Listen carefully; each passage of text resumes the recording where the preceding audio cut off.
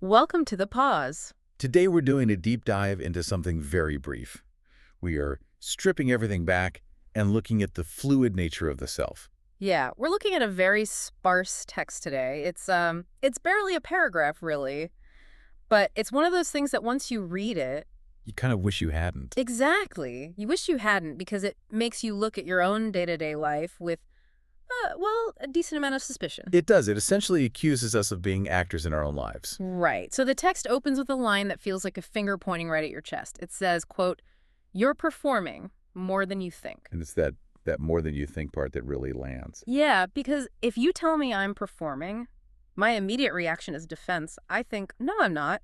I'm honest. I'm authentic. I'm not some con artist. Right. I feel like the word performing implies a lie. That is the common reaction. Yeah. We associate performance with deception, Right. with being fake. But I don't think that's what the source is getting at here. It's No. not about malicious deception. It's about curation. Think about it. When the text says more than you think, it's suggesting that this isn't a conscious choice you're making. You aren't waking up and writing a script for the day. No, you're just living. Exactly. Yeah.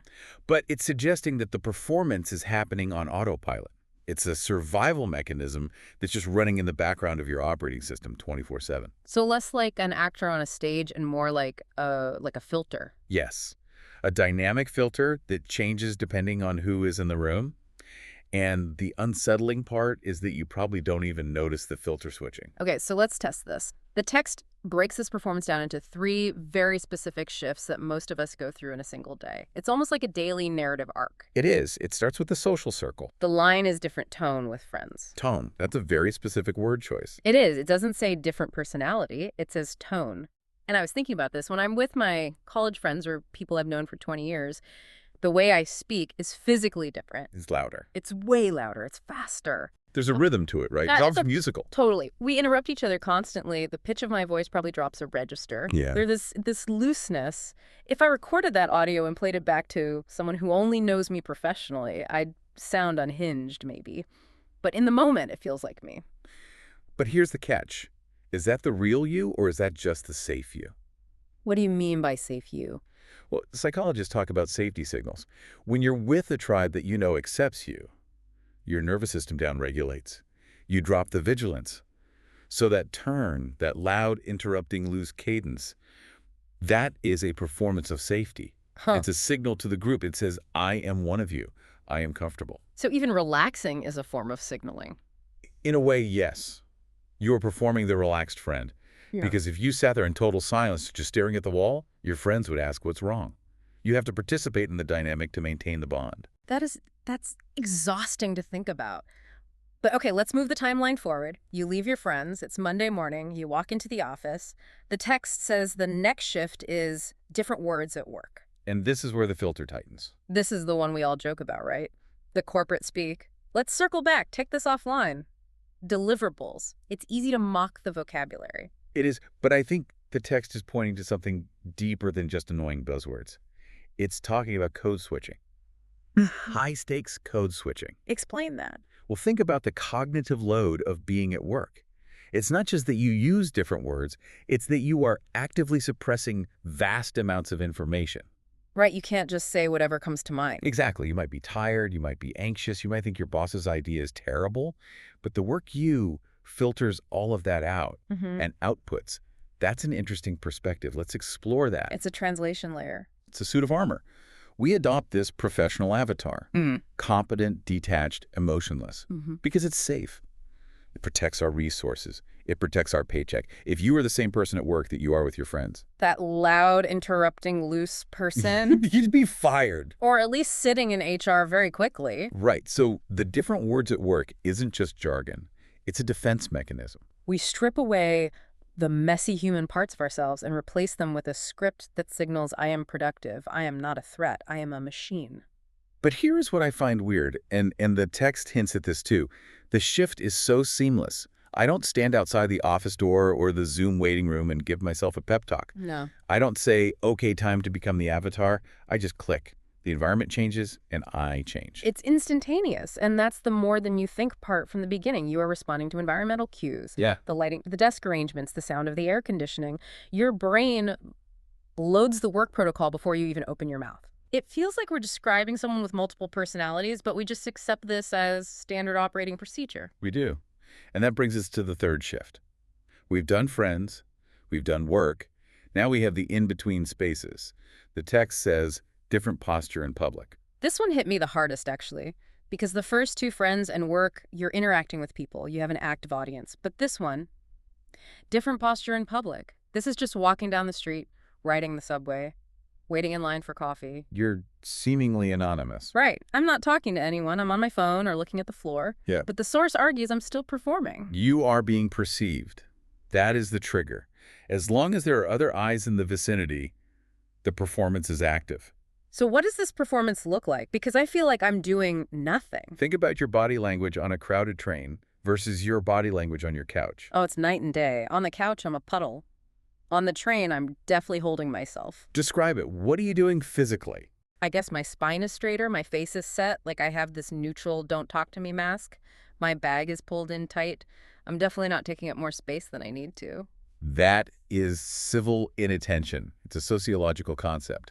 We are constantly broadcasting signals to strangers to reassure them and to protect ourselves. Your posture is saying, I am normal. I am not dangerous. I am also not a victim. I am busy. It's weird to think of ignoring people as an active performance. But it is active.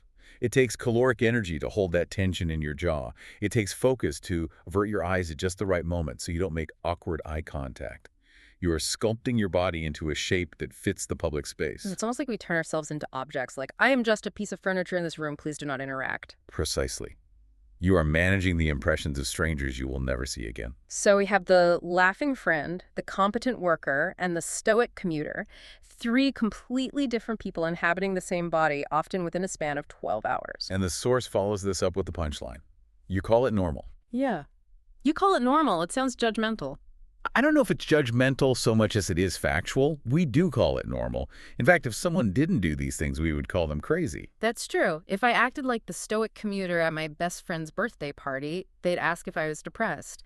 If I acted like the laughing friend in a board meeting, they'd think I was unprofessional. And if I acted like the competent worker on a first date, You wouldn't get a second date. definitely not. So normal isn't a state of being. Normal is just the ability to switch scripts correctly. Normal is having a functioning kaleidoscope. But the text is challenging us to look at the cost of that. Yeah. It asks, but if it shifts that easily, what exactly is stable? This is the pivot point for me. This is where the deep dive goes from sociology to, well, to an existential crisis. It really goes. It's the word easily that gets me, but if it shifts that easily, it Yeah. really is easy. It's completely fluid, like water being poured from a mug to a bowl. The water just takes the shape of the container. And if you are the water, do you have a shape of your own? That is the terrifying question. We love to talk about finding ourselves or being true to ourselves. We treat the self like a rock, a solid, unchangeable core. This is who I am. But the evidence of our daily lives suggests the self is not a rock. It's a collection of reactions.